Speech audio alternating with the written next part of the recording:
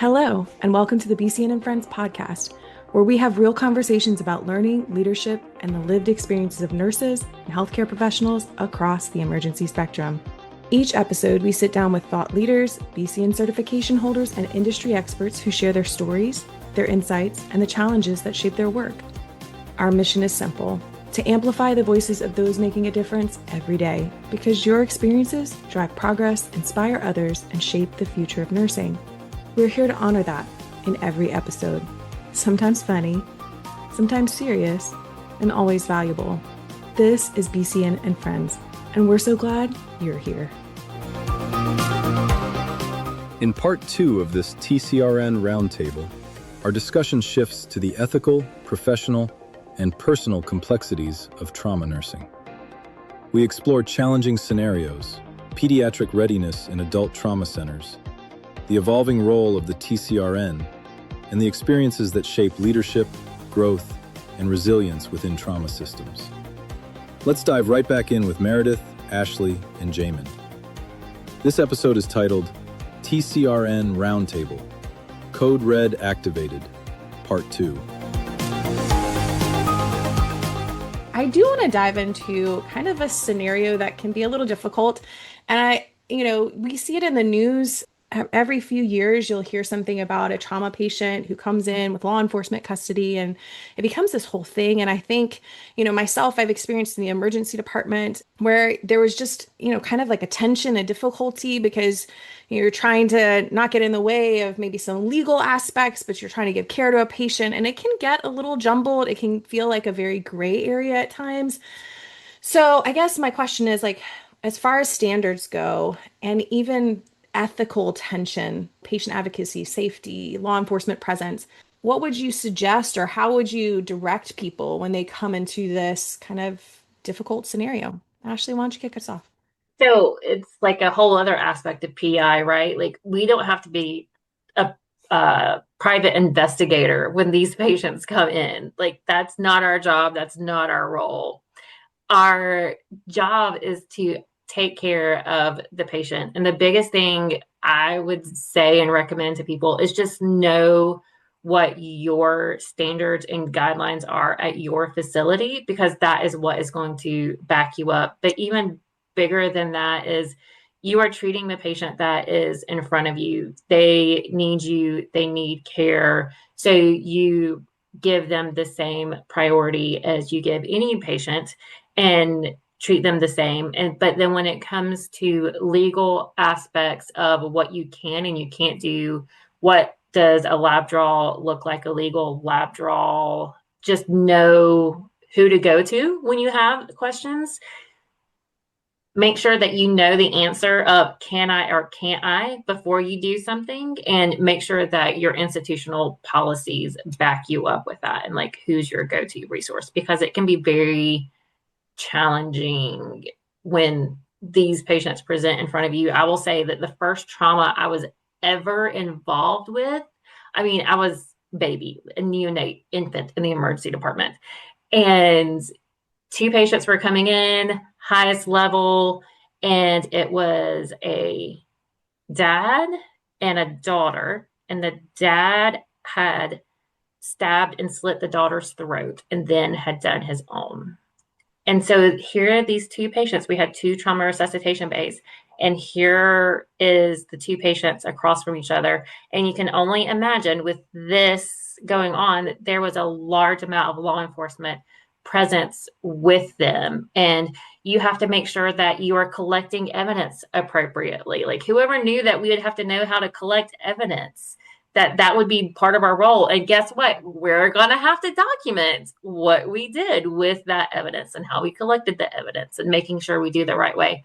So just know your institutional policies, what backs you up, and then who to go to for that, because they can be very challenging situations. And we want to make sure that we do the best for all parties involved in the future. I think she nailed it.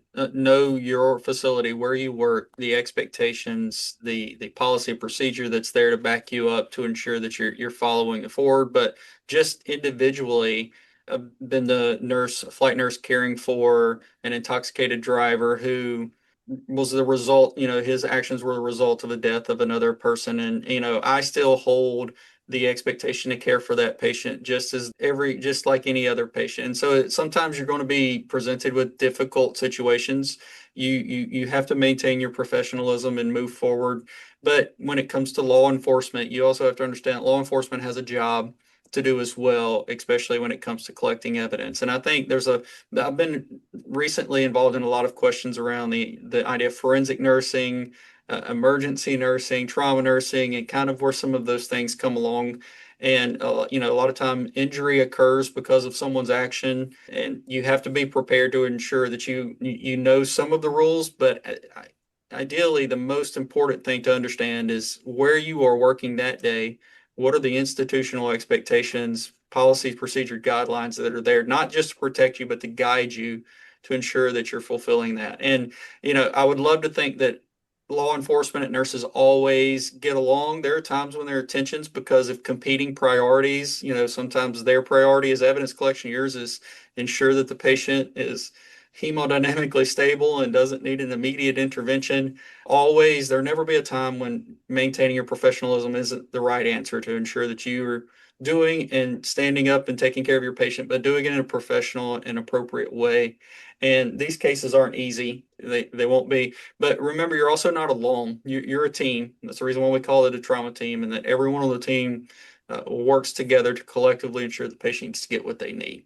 And unfortunately, in the world that we work in, we see this quite often. I'm not going to say like all the time, every day. It's according to your volume and where you are, but you will at some point be involved with law enforcement, care of patients, expectations that come along with it. I cannot stress enough to understand where you work and what they have there for you to protect you and help you. Yeah, I agree. I mean, this is going to be the third time someone says be familiar with your institutional policies, because this has come up recently at our facility.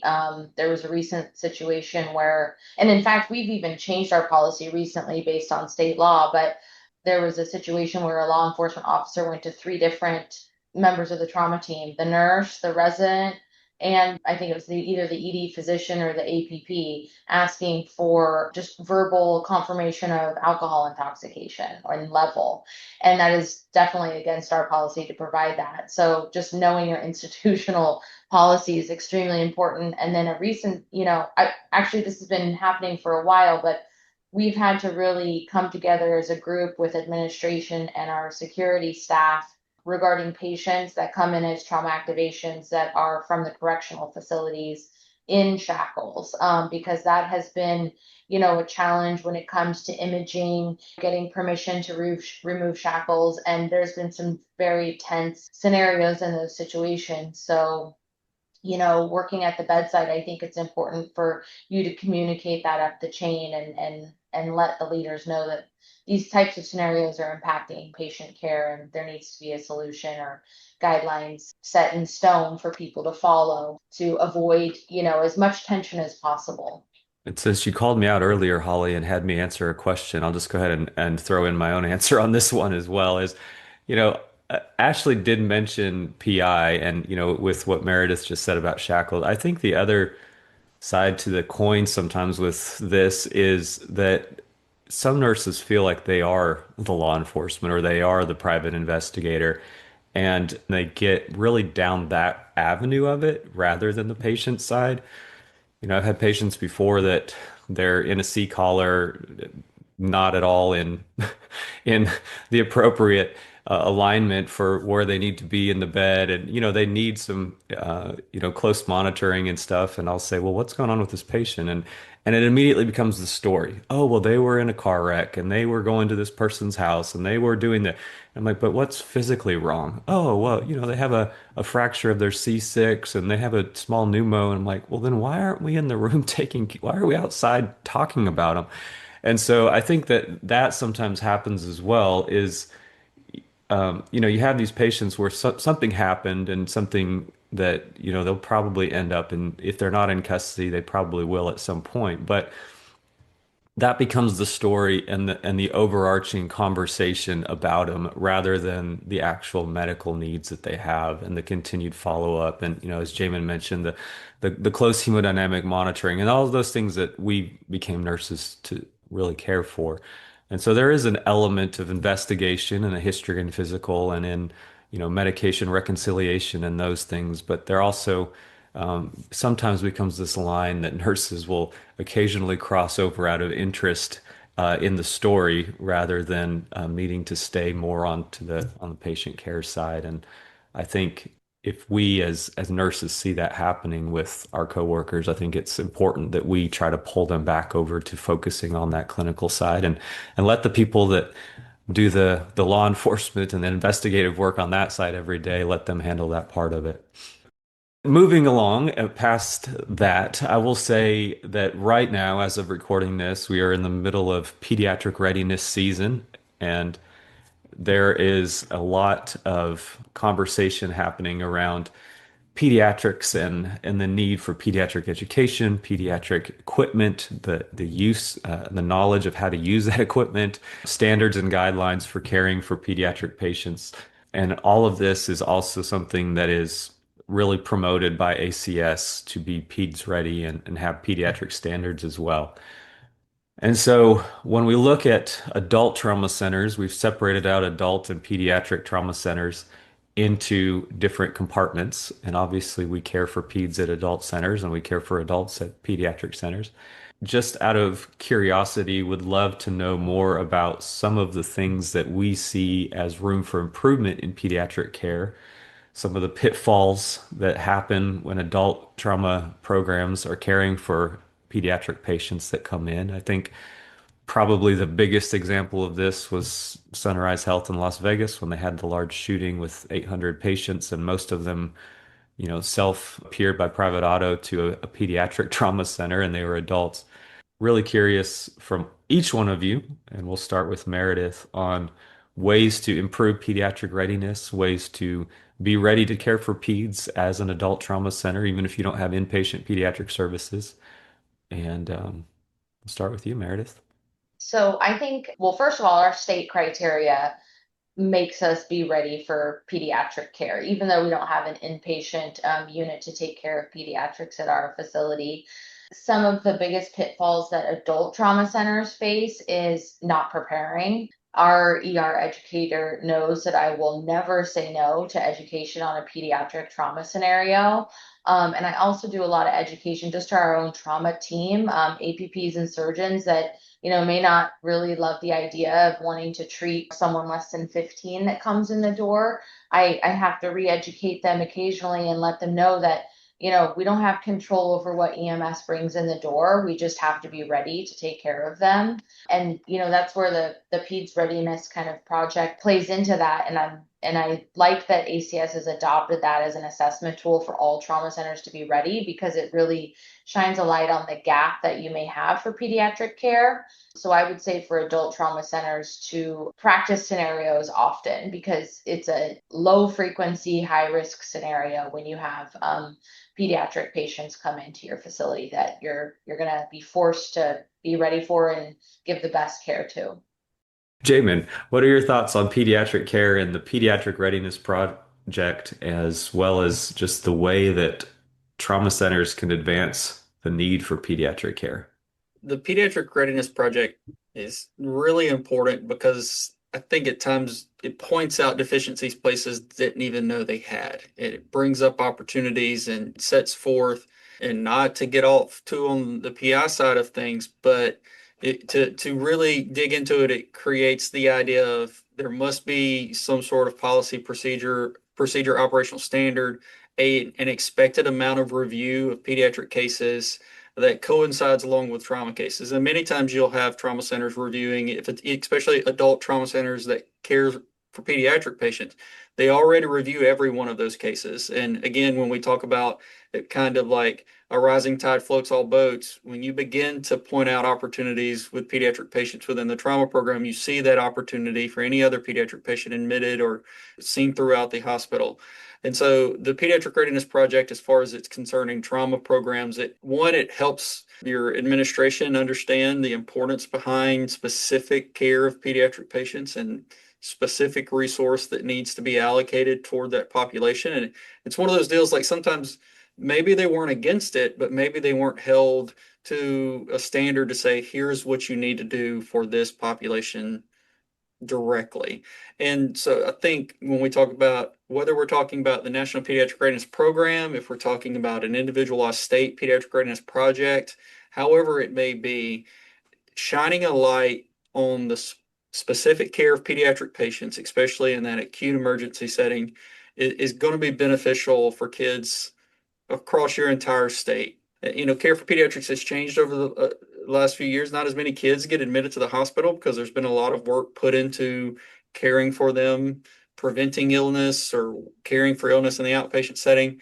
But kids still get injured, and we still need to be prepared to care for those. And I believe this project, and like Meredith mentioned, the help from the ACS pointing us a little bit of their own specific light on it, is really going to be beneficial for care of children across our country and the way that we move forward with pediatric care, especially for those injured.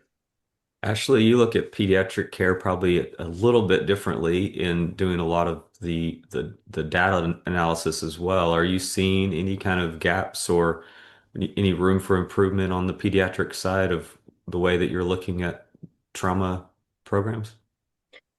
I think peds is one of those things that people, if you do not see them every day, that they can either super intimidate you.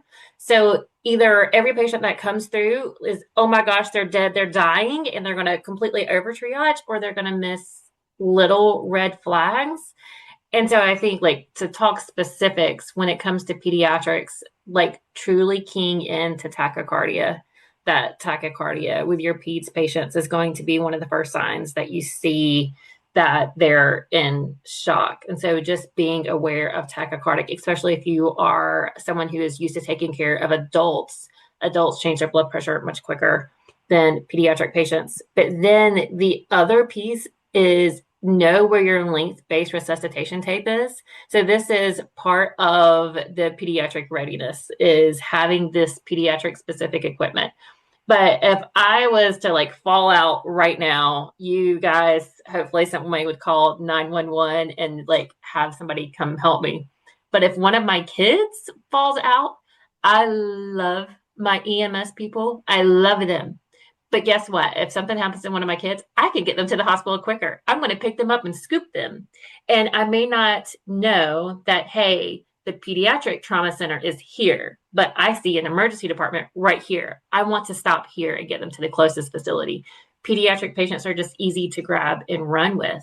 And so truly being aware of where is your length-based resuscitation tape, that's going to tell you what like equipment to use, what size equipment, because all of those equipment pieces are so small and so tiny and itty bitty.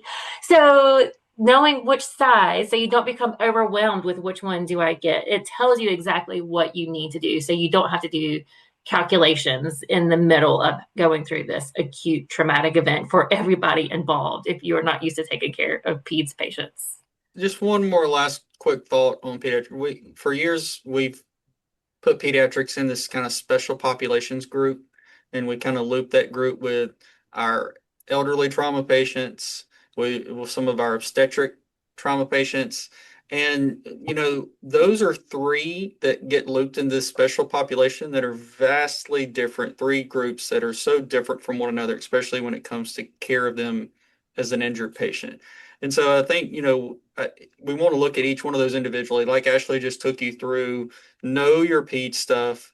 Don't just think it's this group over here that I'll occasionally see. If you're not a center that primarily cares for that age, it's important to understand that each one of those groups have their own specific needs when it comes to care of the trauma patient, and really working to understand to the best of your ability, not educating everybody all day, every day, constantly, but knowing that those are not just a group that you put over to the side, each one of those have their own individual needs that need to be addressed specifically.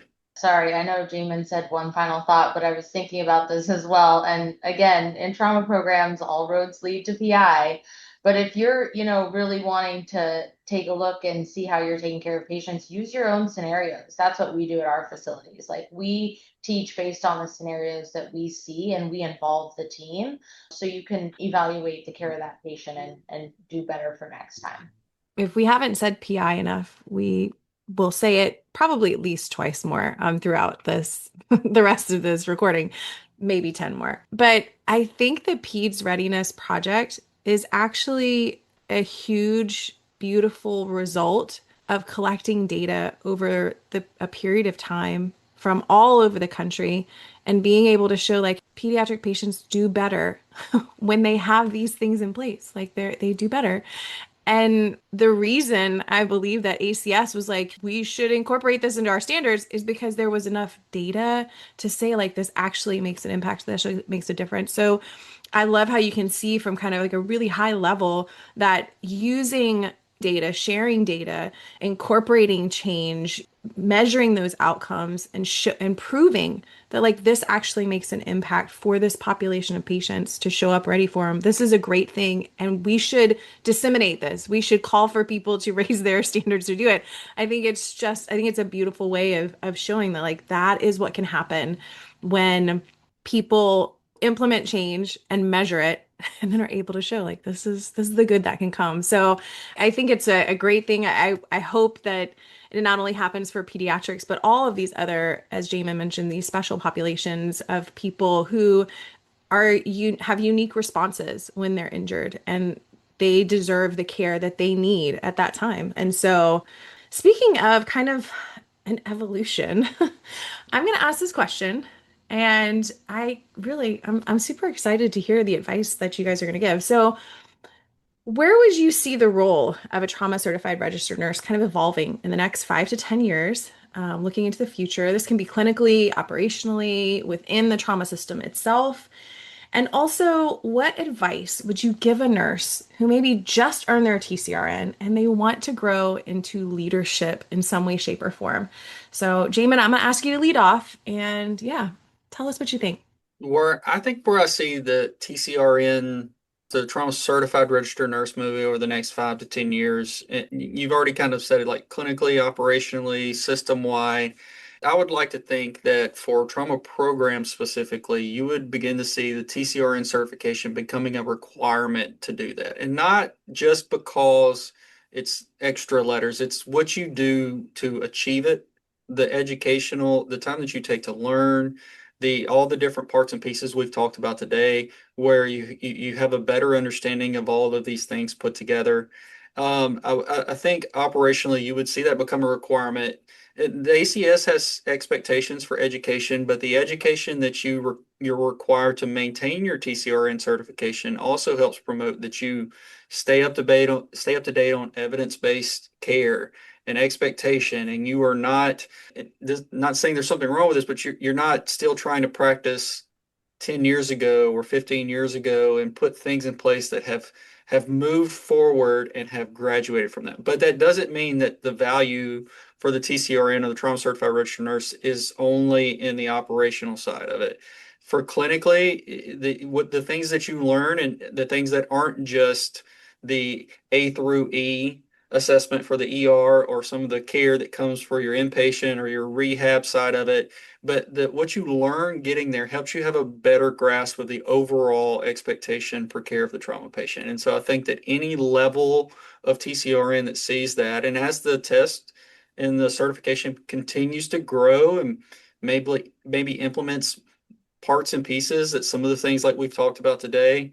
So moving forward, you'll see even a better overall grasp of care of the trauma patient in the trauma certified registered nurse. And to answer your question, the advice I would give to somebody with TCRN that's looking, I think that becoming familiar, if you work at a trauma center, become familiar with your program staff there and try to pick their brains on not just PI, but also on the idea of standard. Ask where can I find a copy of this gray book or this, optimal care of the injured patient that you're talking about? How can I learn and understand and read from the regulatory side of it? What would be in my future if I did want to move up into trauma leadership in some way? Because we really do use that as our guidebook to help us understand how we do things.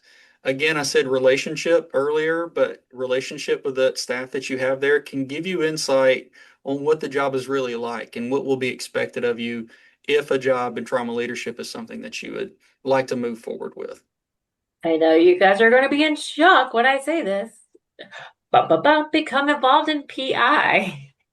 So I think the TCRN absolutely shows that you are committed to the care of the trauma patient. You have a true understanding of why we do the things that we do and the whole trauma process. And you have a different perspective than people in your trauma program management, that you can see things through a different eye and different perspective. And you can say, hey, I think this may be an opportunity for us to address things. And so then when you start addressing problems, you start making relationships, you start building. And then that way you can kind of see, what are you interested in? Or would you be interested in doing a trauma program leadership role, or maybe more education when it comes to trauma? But that will help. Being involved in PI will help open your eyes to different roles that the trauma nurse can go into. Yeah, I mean, I agree with everything that they said already, and that I think that TCRN, I agree with Jamin in that TCRN, I think, is going to become more defined in the optimal care of the injured patient standards. I think they're going to maybe put a threshold on it as far as a percentage of nurses that you have TCRN certified in your facility. They may put some requirements on trauma program management or PI personnel. And then as far as, advice for someone who gets their TCR and is looking into leadership, I think, if your facility has some type of clinical ladder program, I mean, we have a program here at our facility that really encourages, I'm not going to say PI, I'm going to say QI, quality improvement. I mean, it's a small piece of PI, but getting involved with those, I mean, and also get to know your trauma program personnel. Even if you're a level 4, get to know that coordinator, because undoubtedly they will have a QI project for you to work on. And it can just only lend additional experience to your resume if you're looking to get into a leadership role. Well, I will not answer this one, even though I have lots of thoughts. But for the sake of time, I do think that those are great suggestions. I do feel like the TCRN will continue to grow quite a bit. And I think it's exciting to see the changes that we've seen, even in the last 5 or 10 years, when we talk about the trauma diamond and all of the whole blood administration happening now in pre-hospital. There's a lot of clinical changes that have happened in the last 10 years. I think there's going to continue to be more of those, and obviously system improvement and things. And I won't jump into all of my thoughts on that, but I think it's an exciting time to be in trauma nursing. If that's your passion and that's what you want to do, is be in the emergency department or trauma ICU, or be involved in trauma care, I think there's definitely a lot of positive changes that are continuing to happen there. But as we start to wind this down, I do want to ask each of you something that we ask on every podcast. So that is, about experiences that have shaped you and impacted you. And, if as a trauma nurse, we've heard some stories already of challenges that some of you have faced with different patients, whether it be, legal, ethical, or whether it be law enforcement related, or different things that have happened. But is there something that's really stuck with you, as a trauma nurse, that's really impacted you either professionally or personally, that you want to share with everyone on the podcast? Maybe Ashley, we can start with you and then go over to Meredith. Yes. So I have two that happened around the same time. So Jamin and Meredith can understand, we were getting ready for our site visit, doing all of the PRQ submission, getting everything ready. We were in like around the table 24/7, let's get done, doing very much administrative work. And actually, I had my mom came in as a trauma patient, and my father-in-law came in as a trauma patient. So here I am working to showcase the amazing work that our system does. And I was doing that at a big operational system level with reports and cases. But then my mom fell down some steps outside and ended up falling onto a stake. We'll call it a stake. And it got pinned underneath her underarm. Well, two of my aunts called me. I was like, hey, Ashley, I think she needs to come see you. And one of them was an old trauma ICU nurse, and one of them was old EMS. So they are not going to say, hey, we need to come to the trauma center if we don't. So I called my trauma medical director, and I was like, hey, my mom's coming in. They said that she's got a stake stuck in her underarm. And he's like, well, probably we'll just pull it out, give her some antibiotics, it'll be fine. And then we come in and we try to get her through. And the first thing she come in is a POV, right? You're not going to call EMS. So come in by POV. And we try to go through the metal detector.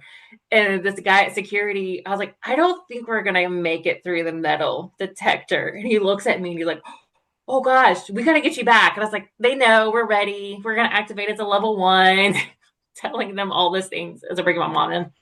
And you guys will laugh. My mom was that patient. She was like, you're going to cut this bra? Don't cut this bra. I like this bra. And I was like, no, Mom, don't be that patient. But I'm sitting there, and my trauma medical director met me there, and he's like, oh, this is indeed. There may be some circulation compromise. So we had to go to the OR to get some orthopedic tools to try to cut the stake so that we could get her through to get a CTA to look at her vasculature. And so sitting there using these barbaric tools in the emergency department trauma resuscitation bay, get her CTA, still couldn't tell. So she ended up getting an angio. But in the back of my head, I'm like, I know that we have the right people in the right place to take care of her. And like seeing them at her bedside was tremendous. And she had started, he had already had like an Alzheimer's diagnosis at this time. So trying to tell someone with an Alzheimer's diagnosis, hey, you have to lay flat for 4 hours after the angio is not fun. So just the perspective of being the nurse trying to help her through this was very challenging. But then at the same time, my father-in-law he got hit by a huge transfer truck, a very significant impact. And I was sitting with my husband, and he got a call, and you could tell like when you're listening to somebody on the conversation that something's not right. And you're like, oh, what's going on? He's like, hey, Dad was just involved in a wreck. And here comes the trauma activation page. Level 2, 80-something-year-old male hit by a transfer truck on the way in. I was like, pretty sure that's your dad. Okay. So I met him there, and he thankfully not, he didn't need blood. He didn't need emergent OR, but he was an 80-something-year-old male who had a subarachnoid, a small spinal fracture, small pneumo, and he had to be admitted to the ICU. And so here I am again on the other side of the bed, but seeing nurses that I teach ATCN with, seeing nurses that I work very closely with at the administration level, but seeing them and how they treated him and were there for him as he developed delirium. Delirium is something that we capture for the NTDS and goes into our registry. But the impact that delirium had on him personally, Michael, you kind of talked about this earlier when you were talking about the effect on the patient. We had to have some really hard conversations of what does quality of care look like to him and what does his life after this look like, because this was a tremendous traumatic event.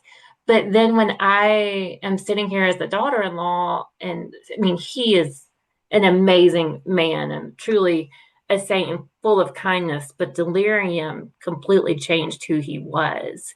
And we knew that this is not who he wanted to be. And honestly, we came to the conclusion that the best chance that he has is to get him out of the hospital. That from a medical standpoint, he was stabilized, but we needed to get him out of the hospital. That being in the hospital was detrimental. And so truly, I was going back and forth between filling out a PRQ, getting patient charts ready, and then going back and having these conversations with palliative care. So it just became completely full circle for me of being able to see the impact of all aspects of trauma care and how they impact the patient and the family and quality of life. I mean, that was just tremendous for me.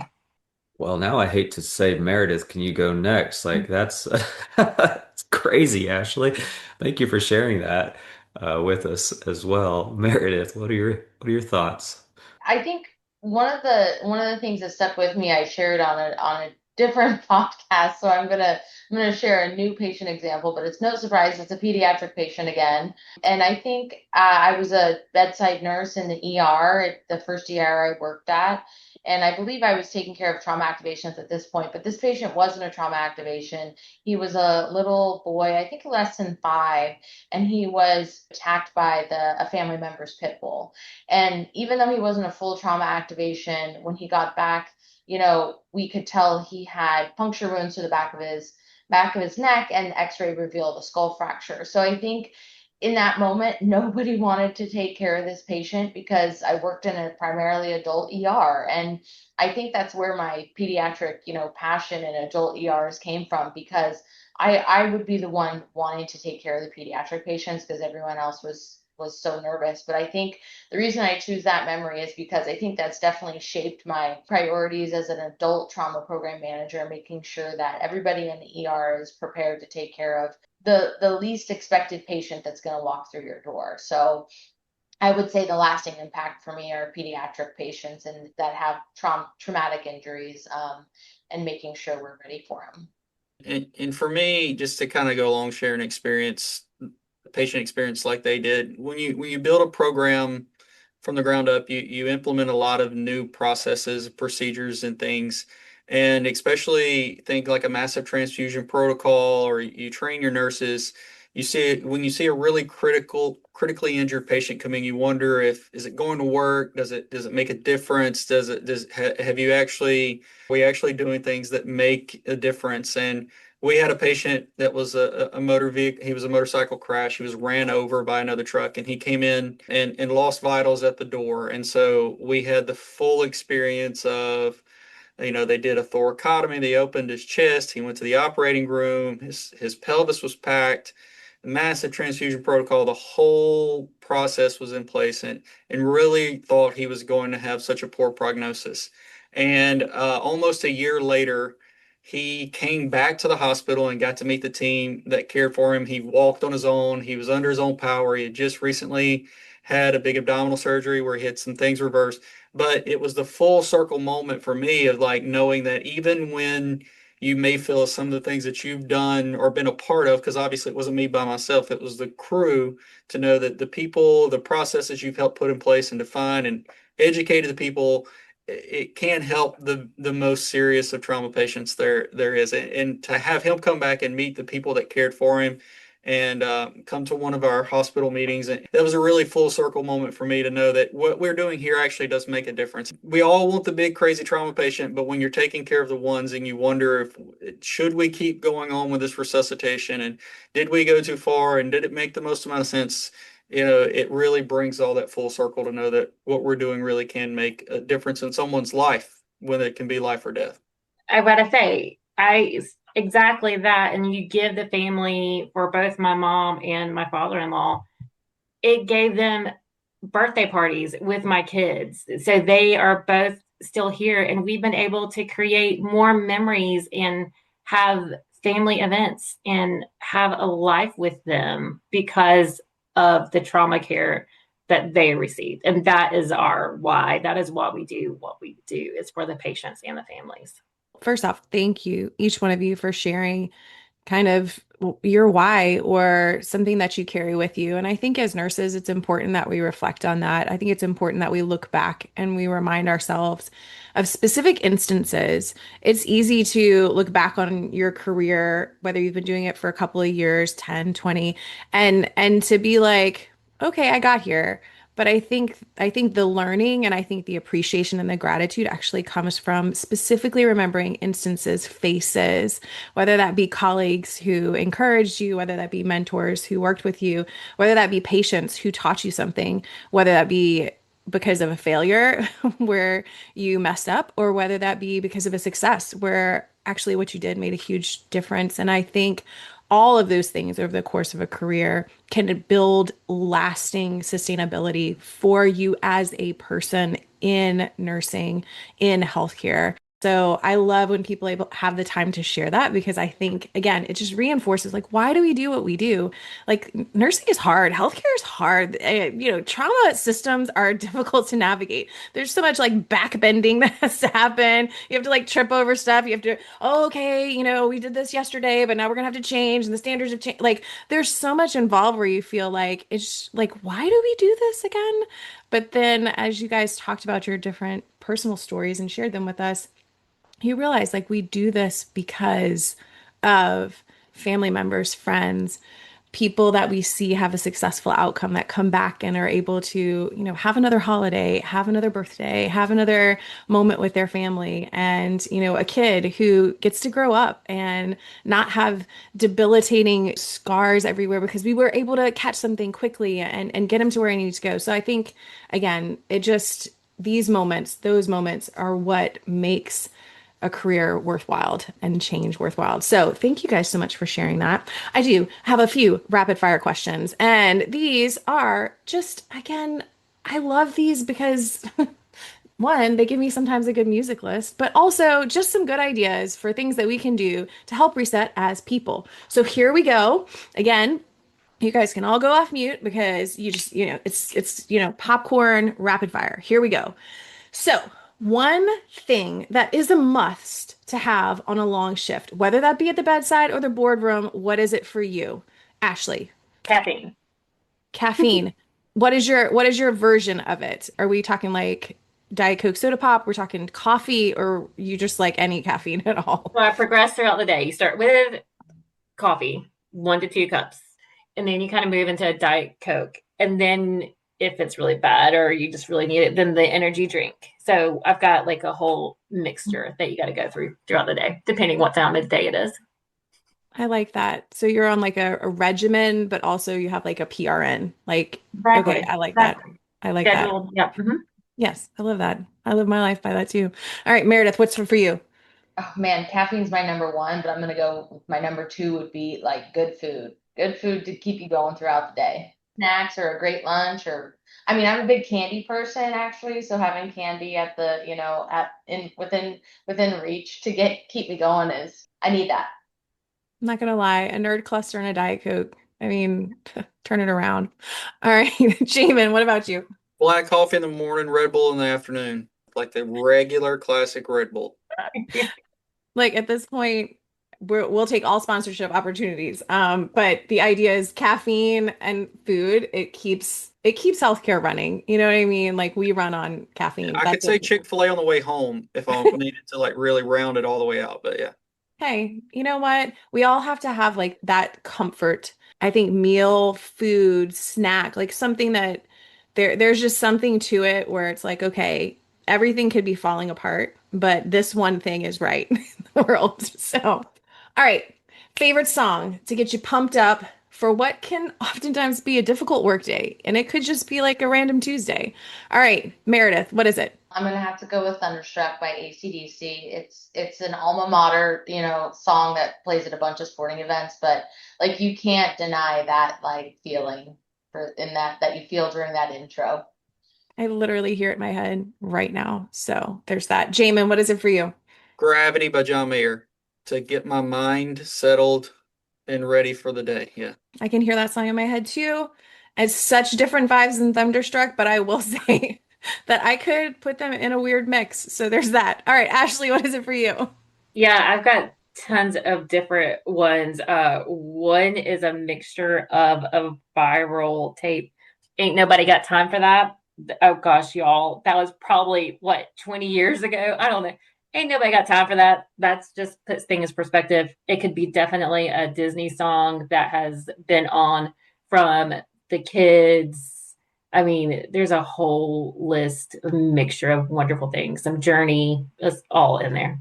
Everyone has like, their song to help them chill out, their song to help them relax, their song that gets them like, okay, I can face almost anything. For me, and honestly, if I were to lay out like all of those different moods, it would look a bit insane. But I promise that for the given time frame, like that's the prescription. Like that's what's gonna fit this moment. So yeah, I love it. Thank you guys for sharing that. All right, here's one. I can't wait to hear this one. Best description you've heard. Trauma nurses are like Jamin. Bulldogs. Yeah, they Go Louisiana Tech Bulldogs, but also trauma nurses are like Bulldogs. I like it. oh, I like that one too. They get in there and like they ain't letting go. They ain't letting go. Exactly right. All right. What about you, Ashley?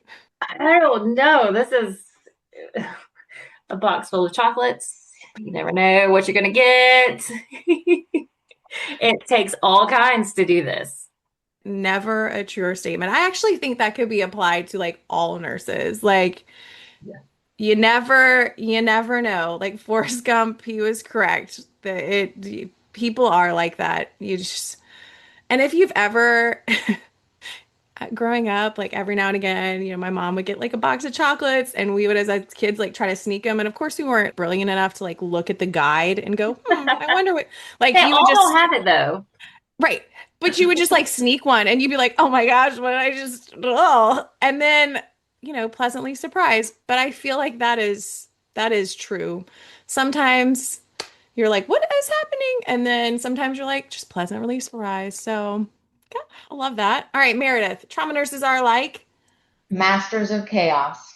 I think trauma patients are a special population that have a lot of, I mean, a lot of them have a lot of social needs and unexpected kind of scenarios that they've either been faced with as to a result of their injury or, there's unexpected family scenarios and, trauma is unexpected. People don't plan to come into the hospital for trauma. So I feel like trauma nurses across the spectrum of bedside to program managers and PI personnel are masters of chaos. I like that. There's something almost unsettling to me personally when things are like perfectly in order. Like I'm one of those people like if everything's just like everything's where it needs to be, like there's just a piece of me that's like we gotta turn that a little bit askew because we it's just too much. Like I gotta have it like a little bit off. And I think that's made I think that personality tick has made me more successful in trauma and emergency care just because yeah, there's something about a little chaos that I'm like, yeah, we can handle that. Yeah, we'll figure it out. So I love that. All right. What is something that helps you reset during your off days, your downtime? Because as healthcare, as nurses, hopefully 10 years from now, everyone has something that helps them reset because we're all taking such good care of ourselves. But until then, what is it that does it for you? Ashley, tell me about it. Ideally, it's this great tropical vacation away, but you can only do that so often.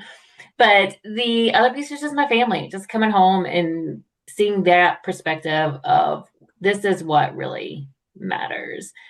Family and love between them. This is what matters, and knowing that they're just amazing and I love being around them. And they're spunky and say crazy things and make me laugh and be like, okay, this is where we're at. This is what we're doing. What a great reset. And family support is huge. Meredith, what about for you? Yeah, I mean, number one, I'd say family, actually unplugging from work. I know that's hard for some people.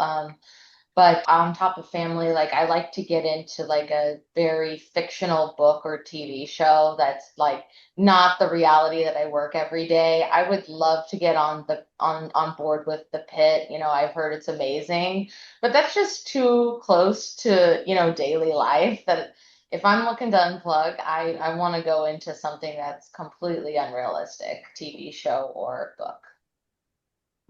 I feel that 100%. Jamin, what about for you? A round of golf or a nice fishing trip, something to get me outside.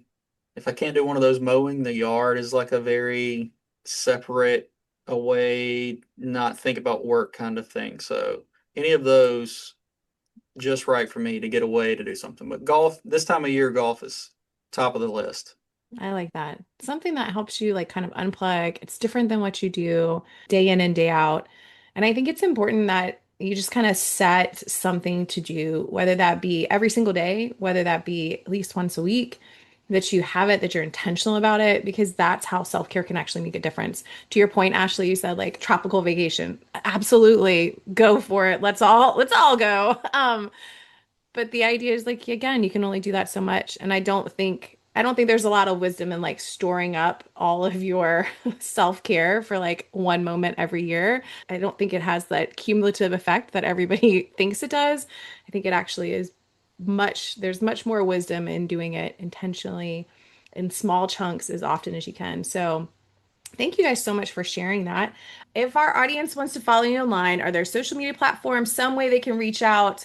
I think most of you guys listed like a LinkedIn or something like that. I'm seeing head nodding all the way around. Okay. Well, that being said, I will put LinkedIn profiles for all of you guys on the blog for this episode so that if you have a question or a comment or a follow up that you wanted to reach out to any one of these three amazing trauma nurses, I will have that listed out. But again, thank you guys so much for sharing all of that rapid fire with me. Thank you, each of you also, for being on this TCRN Roundtable podcast. We've been talking about doing this for a while, and trauma is one of those cool things where it is that whole spectrum, like we've talked about, from injury prevention all the way to rehab and everything in between. And so it's a different perspective than talking about maybe a CEN podcast or a CPEN podcast, which would probably be a lot more problem focused, specific, and clinical related. But looking at the trauma program as a program and as, you know, a very complex thing with, yes, I will say the word, with lots of PI involved and with, you know, many opportunities for building communication and having collaboration both inside the facility and through external partners. I just think it's great to get that perspective that each of you has shared. So thank you for being on here today and sharing your expertise with each of us. And we really have enjoyed the conversation, and we can certainly schedule the PI podcast at a later date if you're jumping up and down to do so. But thank you again for being here. Thank you. Thank y'all. Thank you. I want to give a huge thank you to Meredith, Ashley, and Jamin for sharing your leadership insight, your bedside perspective, and real world experience across the trauma continuum. From performance improvement, because we had to say it one more time, and trauma standards to ethical challenges, pediatric readiness, and the future of the TCRN role, this conversation reinforced just how vital trauma nurses are to strong trauma systems. So whether you're preparing for your TCRN or leading change where you practice, this roundtable challenges you to keep asking questions, keep advocating, and keep advancing trauma care. That's a wrap for this roundtable episode of BCN and Friends. Don't miss what's next. You can subscribe, share, or join the conversation by scanning the QR code for learn updates in this episode blog. If you've got a topic you'd like us to cover, you can drop us a line at bcn@bcn.org. I'm Holly Briggs with Michael Dexter, and we're proud to celebrate your dedication to nursing across the emergency spectrum. Until next time, stay curious, stay connected. We are out.